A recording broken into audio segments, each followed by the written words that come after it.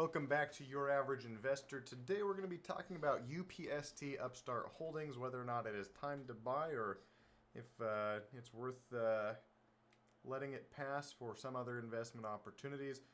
Now, if you haven't already, please subscribe to the channel. It does a lot to help support us out so that we can monetize this and put out better and better content for y'all.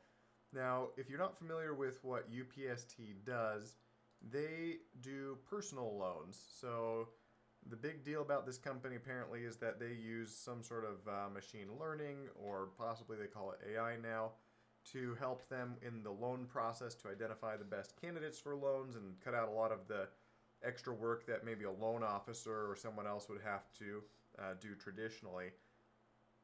So that's about it for the company, and that's really all they do. They just do personal loans. You can see this is their, and I guess this is one of their ad pages. Let me go here. Here's their home page, right? You can borrow for lenders, for dealers, for resources, etc., etc. You can go on a HELOC, car refi, finance loan, all sorts of different loans. So let's start by looking at their financials. Then we'll get into some of the whoa, that's weird.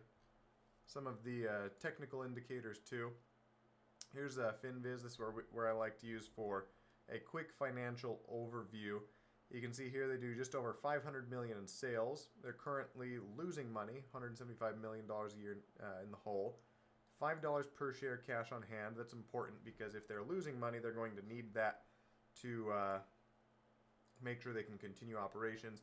And of course, if they run low on cash per share and get to where they're still not making money, what they'll likely do is sell shares on the open market and use that to raise some money so they can continue operations.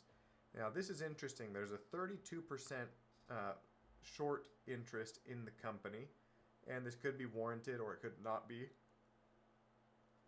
But what's interesting is how high that is, right? A third of the company is sold short right now, nearly 25 million shares.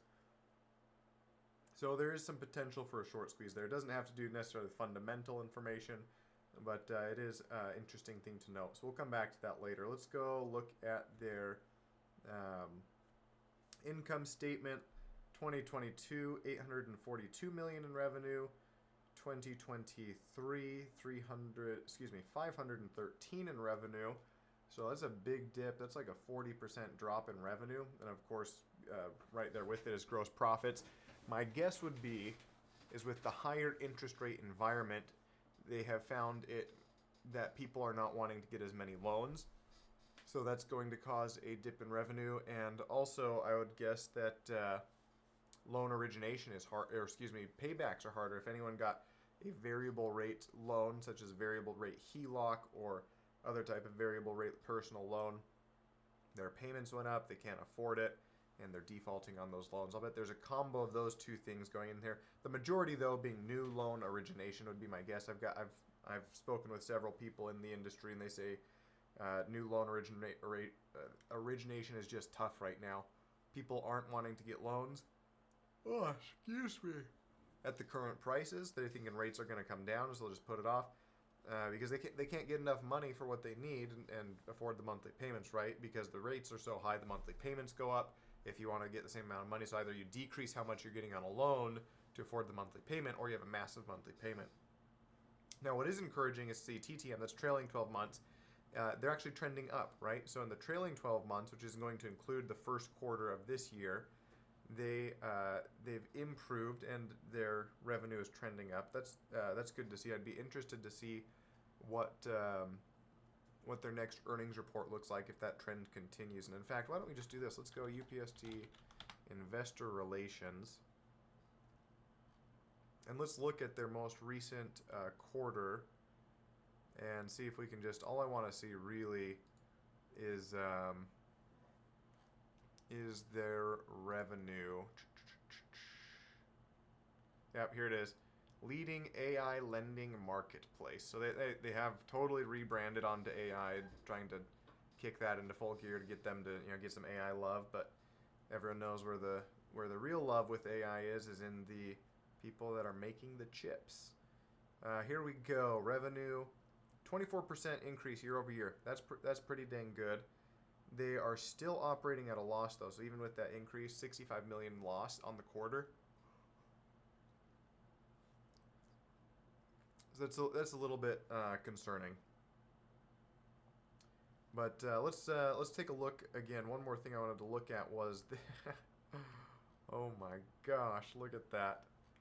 So this is insider trading. This is just people that are executives or other insiders of the company that are buying or selling shares legally, right? They're just posting their shares legally, not like I don't know, buying and not the illegal insider trading. But what's fascinating is that the whole thing is full of sales.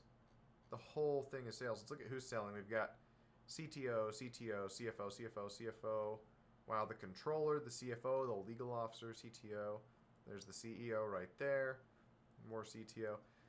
I mean, if the CFO is selling, I mean, there could be a lot of reasons they're selling, right? They might need a new house or monthly payment or I don't know. Who knows? But, I mean, look at this. From basically the beginning of 2023, they're selling $600,000 right here. There's another 30,000. 30, 30, 25, 25. Oh, that's not him. 28.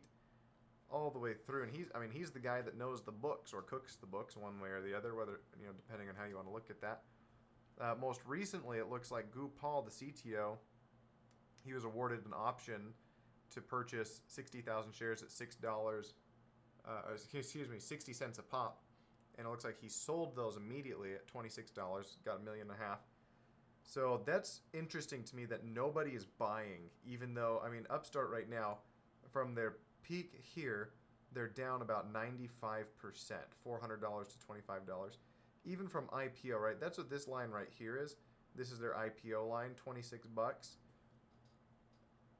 They had a period of time they were trading at over 50% down from their IPO price, and still nobody wants to buy. That to me is it's interesting, not necessarily because it's a bad thing, right? Like, if you've spent a lot of time building a company and you go public and you want your payday, like, you absolutely deserve that, and that's great. And it's important to remember too here, like you can see, so Gu Paul, he still has almost 900,000 shares. The CFO still has 400,000 shares, right? Where's the CEO? Where'd the CEO go?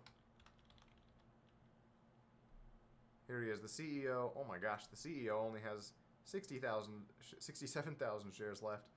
So, that's interesting. Did he sell a bunch earlier on? How much did he sell here? He didn't even sell that much. What about right there? Yeah, still not that many shares. So for some reason, the CEO just doesn't have a lot of shares. But they never bought back, which is fine, because, it was whatever. But typically, buying is a very strong sign from internal management, the people that are going to know the most about the business.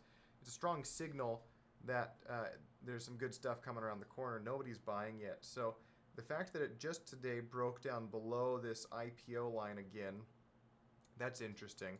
If we look, let's just pull up the yearly chart here real quick and look at this. Because really, the whole move up to $400, that's not super relevant. This was just the crazy end of the post-COVID rally, right? That everything was going nuts.